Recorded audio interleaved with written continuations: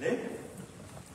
So wat ek met julle wil deel, ons het nou in die Bybel gelees, in Johannes 20. Ek wil met julle deel 'n verhaal oor hande.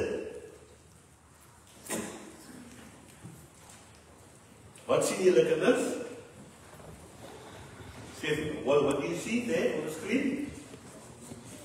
A person cleaning them? That's right. Okay. So, when you look at that lady, you will see that she has gloves on. Say handskoene. Net? Nou wil ek julle vra, wat doen 'n mens met handskoene?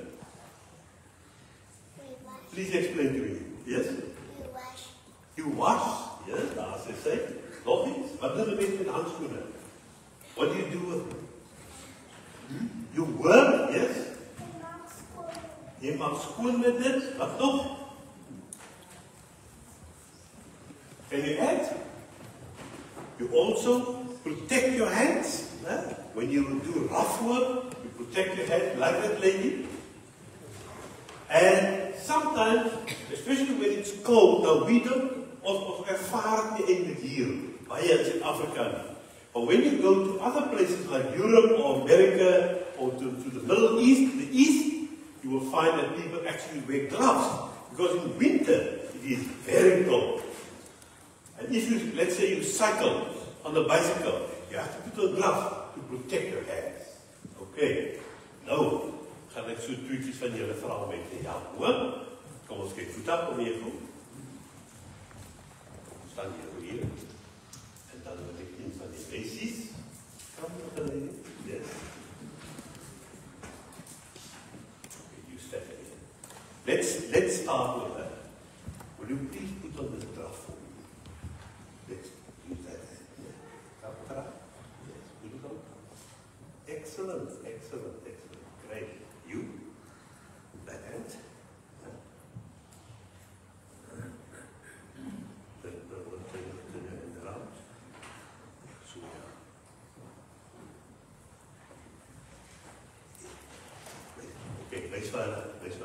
Show them.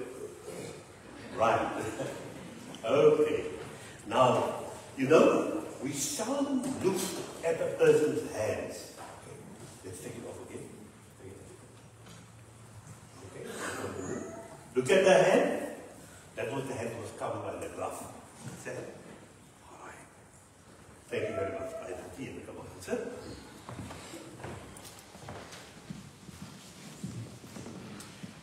So much. Ons almal het hande. Sometimes people's hands get hurt. They can even lose a hand. It's possible. I know people that have lost a hand. Yeah? Have you ever looked at your mother's or your father's hands? Show me, tell me. Wie van julle het al ooit gekyk na mammie se hande? En papi se hande? Okay. So as julle nou by die huis kom, dan vra jy vir mammie, kom laat ek kyk na jou hande en sien hoe dit lyk. Net, dan kyk julle daarna. Vat my hande. Dis lekker. Vat aan papi se hande. Okay? Nou. Luister mooi. There was this family where the mother's hand was very disformed. Haar hande het baie skaars op gehad. En haar dogter wou nooit hê dat sy haar hande in openbaar moet wys nie. Dat sy altyd gesê, "Mother, please put on long gloves and cover your hands." She was so small when she said that. Because she thought, "My hands look so big." But as she grew up, she once asked her mother, "Mommy, why is your hands like that? Why is it so scarred?" En toe vir die eerste keer, toe vertel toe sy 'n klein babietjie nog was daar 'n groot brand in die huis. En die enigste persoon in die huis was daai dogtertjie. Toe hardloop mami in die huis, in die brandende huis in. En sy gooi hom weg met haar kind. En sy hardloop uit met die kind. En die kind het nie aan werkie gehad. But the mother's hands were horribly burnt and scarred for life. Now when the child heard this, she said, "Oh, mother, you have the most beautiful hands in the world. Please never cover it up again." Baie keer verstaan ons nie hoe dinge gebeur of hoekom dit so lyk nie. Maar as ons verstaan, if we remember the sacrifice that people make for us, we get a new appreciation. We begin to understand and we are thankful. And so when this little daughter learned about the mother's hand, the reason why it was so scarred, ugly, she appreciated it. She was thankful. Dis hoe moet jy sê. Vra vir dit wie dit is. Dan jy te kyk na jou hande. En dan vra jy vir hom, hoe kan ek jou hande so? Vra vir mami. Ek kan julle nog baie vertel van my eie ouers. Ek gaan nie daarop nie. Maar my pa was 'n bouer. Maar hy was ook 'n man wat baie lief is vir musiek. Hy het 'n banjo gespeel. Maar omdat hy 'n bouer was en harde werk moes doen, het hy een van sy vingers verloor. En dit het my altyd laat wonder, waar het pa hierdie vinger verloor? En toe hy die vinger verloor, toe het hy opgehou om die banjo te speel. Toe lê die banjo net daar by dit. Die volgende een. Die hand wat vir ons vat, wat vir ons in veiligheid lê. As ons klein is, maar ook as ons groot is. Dis dikwels 'n hand wat ons nie ken, wat ons nie weet, hoekom lyk hy so nie. Ons vertrou net daarin. Ja. So, the Bible tells us that Jesus' hands were bruised and hurt and horribly disfigured. As you can see there, those represent the picture of how Jesus' hands might have looked. Someone might have asked him, "Jesus, why are your hands like that? The holes in your hands." En Jesus sou gesê, "Want toe ek op die kruis was, when they nailed me to the cross for you, for the whole world, for all the people, they nailed me through my hands to the cross." Now many people don't believe it. Even St. Thomas, one of the apostles, said, it's impossible that Jesus could have risen from the grave. He can't live anymore. And then Jesus came and said, next one, look at my hands. You see the holes? Jesus said, you will recognize me. Jy sal my ken. Die merk in my hande. Die merk op my hoof en in my sy.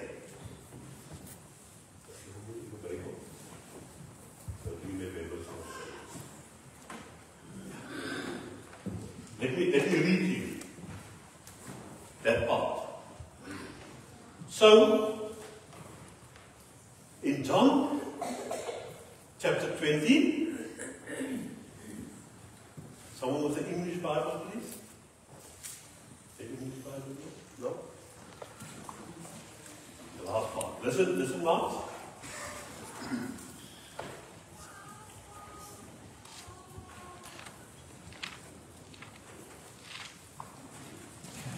Daardie Sondag aand was die disippels bymekaar. Die deure was gesluit want hulle was bang vir die Jode. Jesus het tussen hulle gaan staan en vir hulle gesê, vrede vir julle. Daar het hy gesê, wys hy sy hande vir hulle. Die disciples was baie bly toe hulle Jesus sien. Hulle wys sy hande. Hy wys hy.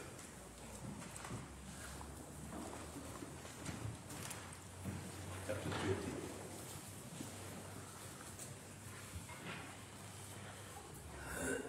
So, Thomas, one of the 12 called Didymus. Didymus means the twin.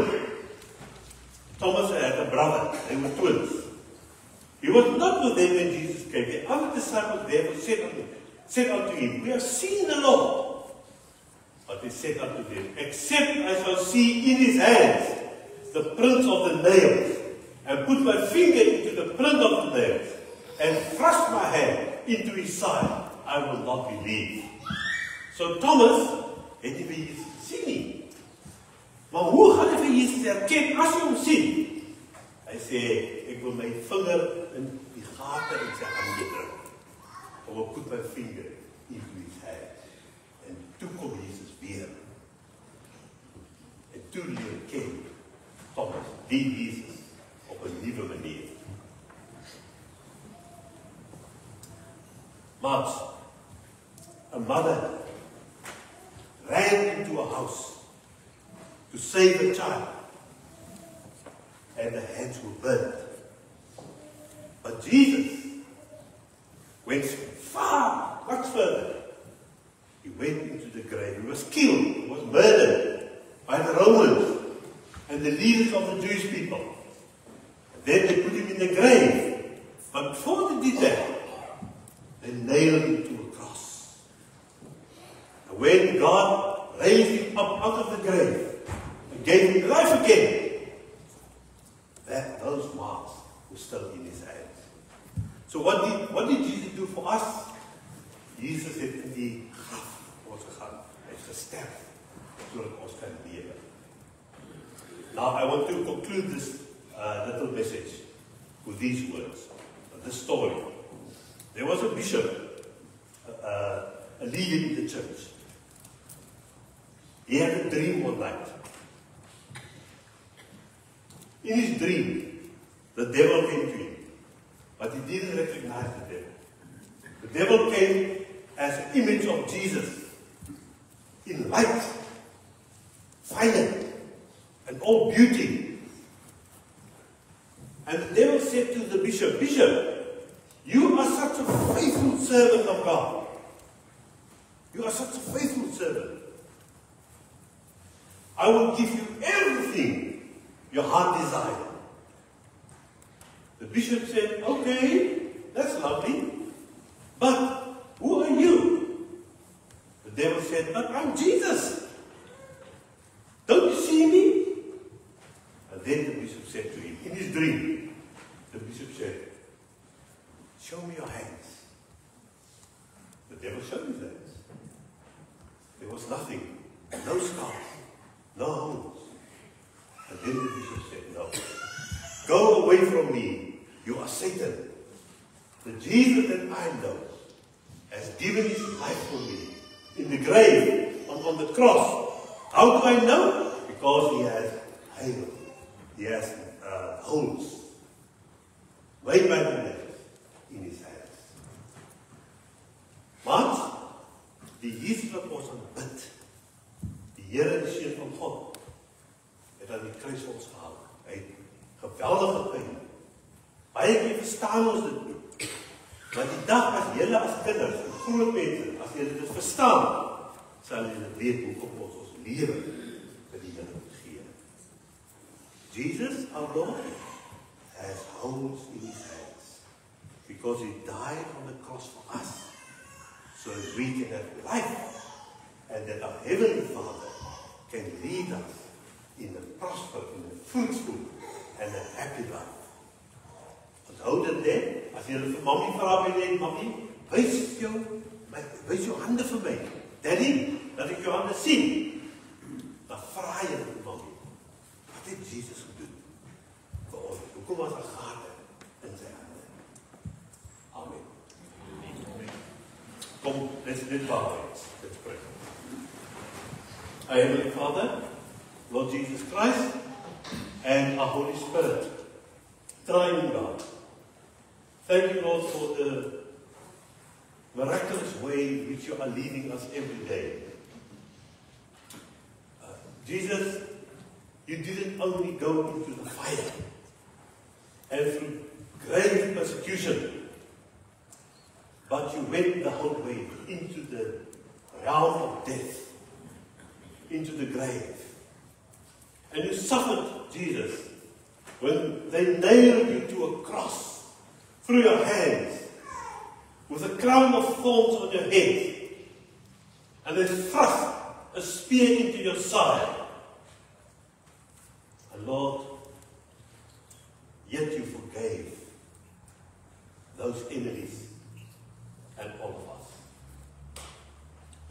Jesus, as you died on the cross, you bought for us freedom from sin and from death. You gave your life for us. Still your body is scarred and full of wounds. But we know, Lord, you are our precious Savior, our Redeemer. And I pray, Father, that by the Holy Spirit, our children will understand this story and know why you call us to truly love you. For you have died not only for adults, but for little children. And they are truly special in your eyes. You embrace them, Lord. U maak die kinders u eie.